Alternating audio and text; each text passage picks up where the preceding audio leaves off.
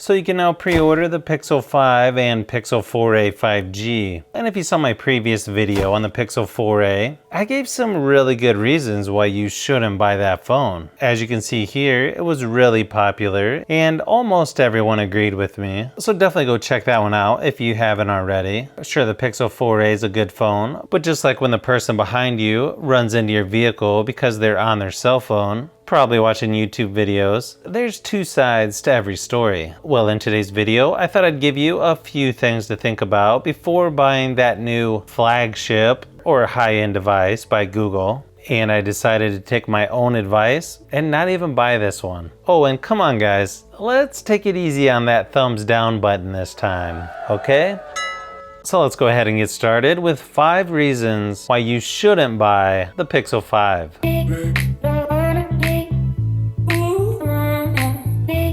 The first reason I wouldn't buy the Pixel 5 is the screen size. Do you know what I use my cell phone for more than anything else? Watching videos. You know what makes watching those videos a much better experience? A larger screen. Just like the TVs in my house, I always want to upgrade to a larger screen, not smaller so that I have to squint my eyes when watching. Plus only 90 Hz refresh rate? Come on, Google. You can get 120 Hz from the Galaxy S20 FE, or even on OnePlus phones. I wouldn't be surprised if Apple even announces 120 Hz this coming week.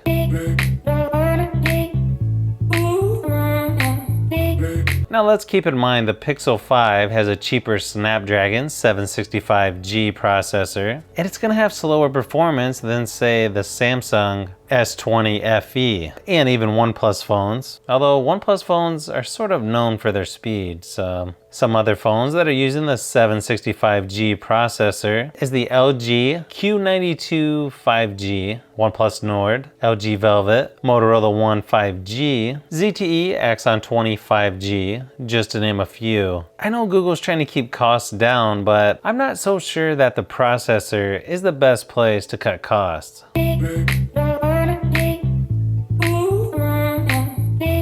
Now with it being a cheaper Pixel this year than previous years, few reasons why I think some people are not going to want this phone is no headphone jack, no expandable storage with a micro SD card, and you only get 2 colors to choose from. I mean, look at the Samsung S20 FE. You've got about 1 million colors to choose from there. Plus just wait till this week when Apple launches their phones. You really think they're only going to offer 2 colors?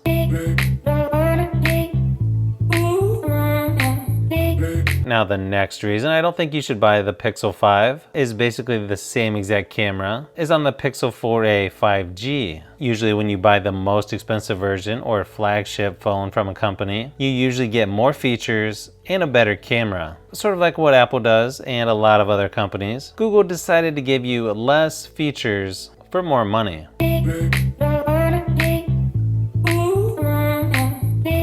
Probably one of the biggest reasons I wouldn't buy the Pixel 5 is the price. You can get the Samsung S20 FE with a faster processor, better performance, and a bigger screen for $100 less right now. But let's say you really like Pixel phones, and probably the phone that I would buy over the Pixel 5 is the Pixel 4a 5G. Oh, and then you have the new OnePlus phones coming out this week, as well as the new iPhones. Now, if for some reason you watch this video and you say, Brian, I don't care about any of those things you just mentioned. Okay, I can understand that. Well, then the Pixel 5 might just be the right phone for you. But hey, I warned you.